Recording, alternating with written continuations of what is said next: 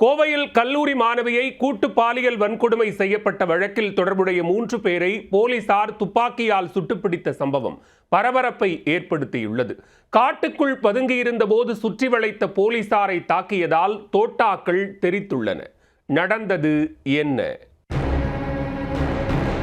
கோவையை உலுக்கிய பாலியல் வன்கொடுமை சம்பவத்தில் கொலை மற்றும் கொள்ளை உள்ளிட்ட குற்ற வழக்குகளில் தொடர்புடைய அண்ணன் மற்றும் தம்பி உட்பட 3 பேர் ஈடுபட்டது அதிர்வலையை ஏற்படுத்தியிருக்கிறது. ஏற்கனவே சிறை சென்று ஜாமீனில் வந்த நிலையில் நள்ளிரவில் மதுபோதையில் கொடூர செயலில் ஈடுபட்டவர்களை 24 மணி நேரத்திற்குள் போலீசார் அதிரடியாக கைது செய்திருக்கின்றனர். மாணவியை பாலியல் வன்கொடுமை செய்தவர்கள் மீது கடும் நடவடிக்கை எடுக்கப்படுமா? மதுரையைச் சேர்ந்த 21 வயதான மாணவி ஒருவர் கோவையில் தனியார் தங்கும் விடுதியில் தங்கி அங்குள்ள கலைக்கல்லூரியில் முதுகலை 1ஆம் ஆண்டு படித்து வந்தார். இந்த மாணவி ஞாயிற்றுக்கிழமை அன்று ஒண்டிப்புதூரைச் சேர்ந்த தன்னுடைய ஆண் நண்பருடன் காரில் வெளியே சென்றிருக்கிறார். இருவரும் இரவு 11 மணியளவில் விமான நிலையத்தின் பின்புறம் உள்ள பிருந்தாவன் நகர் பகுதியில் காரை நிறுத்திவிட்டு அங்கே பேசிக் கொண்டிருந்தனர். அப்போது அங்கு மதுபோதையில் வந்த 3 பேர் கொண்ட கும்பல் காரின் கண்ணாடியை உடைத்து அவர்களை மிரட்டி இருக்கின்றனர். பின்னர் ஆண் நண்பரை தாக்கிவிட்டு கல்லூரி மாணவியை அடர்ந்த புதர் பகுதிக்கு அவர்கள் தூக்கிச் சென்றுள்ளனர். அங்கு வைத்து அவரை மிரட்டி கூட்டு பாலியல் வன்கொடுமை செய்யப்பட்ட சம்பவம் கோவை மாநகரையே உலுக்கியது. இது தொடர்பாக பீளமேடு போலீசார் வழக்கு பதிவு செய்து விசாரணையையும் தொடங்கினர். மேலும் 7 தனிப்படைகளும் அமைக்கப்பட்டு குற்றவாளிகளை பிடிக்கும் பணியும் தீவிரப்படுத்தப்பட்டது. தொடர்ந்து பிருந்தாவன் நகர் மற்றும் அதன் சுற்றுவட்டாரத்தில் உள்ள 300க்கும் மேற்பட்ட சிசிடிவி கேமரா காட்சிகளை போலீசார் ஆய்வுக்கு உட்படுத்தினர். அதில் கோவில்பாளையம் பகுதியில் இருந்து திருட்டு பைக்கில் 3 பேரும் விமான நிலையம் அருகே சென்றது தெரிய வந்தது. அவர்கள்தான் குற்றவாளிகள் என்பதை உறுதி செய்த போலீசார் தேடுதல் வேட்டையை தீவிரப்படுத்தினர். 3 பேரும் துடியலூர் அருகே வெள்ளக்கிணறு பட்டதரசி அம்மன் கோவில் பகுதியில் பதுங்கியிருப்பதாக அப்போது தகவல் கிடைத்தது. உடனே சற்றும் தாமதிக்காமல் போலீசார் இரவோடிரவாக அங்கு விரைந்து சென்றனர். புதர் பகுதியில் பதுங்கியிருந்த நபர்கள் போலீசார் சுற்றி வளைத்ததை அறிந்ததும் அங்கிருந்து தப்பிச் செல்வதற்கு முற்பட்டிருக்கின்றனர்.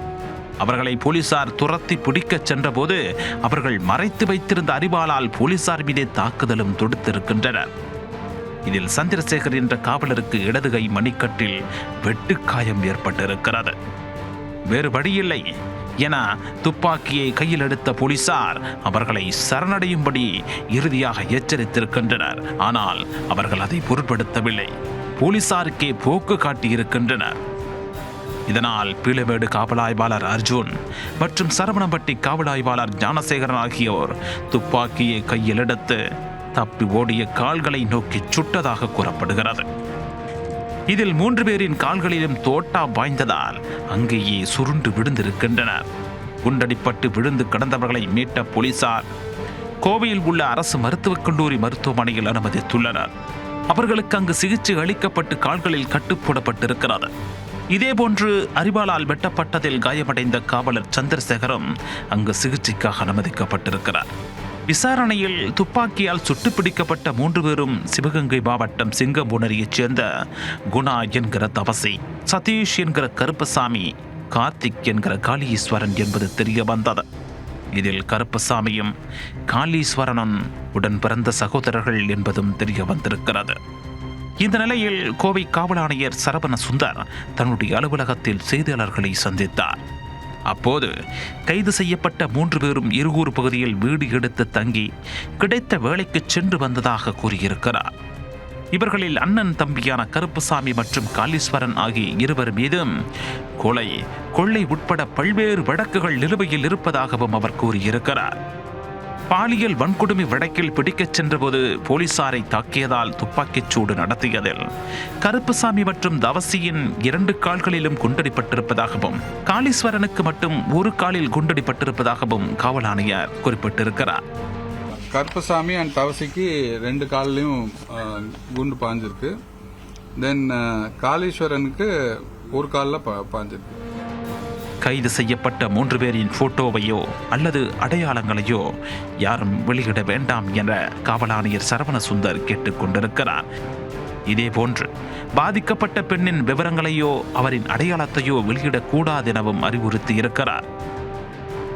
மது அருந்திவிட்டு அங்கே மது பாட்டில் வாங்கிட்டு இந்த சம்பவ இடத்துக்கு வந்து சம்பவ இடத்துல வந்து இந்த நம்ம கம்ப்ளைண்ட் இருக்கும்போது அந்த இடத்துக்கு வந்து அவங்கள மிரட்டி அந்த முதல்ல கல்லால் கண்ணாடியை உடைச்சு அதுக்கப்புறம் அருவாள் போன்ற ஆயுதத்தால் அந்த கம்ப்ளைண்ட்டை வந்து தாக்கியிருக்காங்க. அருவாள் அவங்க கையில் வச்சுருந்துருக்காங்க. ஆக்சுவலாக கோவில்பாளையத்தில் ஒரு வீட்டில் வந்து சாவி வந்து போட்டே இருந்த ஒரு 2 வீலரை எடுத்துகிட்டு வந்து அதை வந்து தெஃப்ட் பண்ணியிருக்காங்க. அது சம்பந்தமாக கோவில்பாளையத்துலேயும் எஃப்ஐஆர் போட்டிருக்காங்க. ஸோ அந்த தெஃப்ட் வெஹிக்கிளில் தான் வந்திருக்காங்க. வந்தப்போ அவங்கள்ட்ட இந்த அருவாள் வந்து வச்சிருந்துருக்கு. அது 2-3 சிசிடிவி ஃபுட்டேஜஸ் கிடைச்சிருக்கு நமக்கு. பல ஒரு கிட்டத்தட்ட 200-300 சிசிடிவிஸை அனலைஸ் பண்ணி அந்த exit route possible exit route எல்லாமே பார்த்து அதில் வந்து ஃபிக்ஸ் ஆகி அதுக்கப்புறம் வந்து இவங்க தான் அக்யூஷன் ஃபிக்ஸ் பண்ணுறோம்.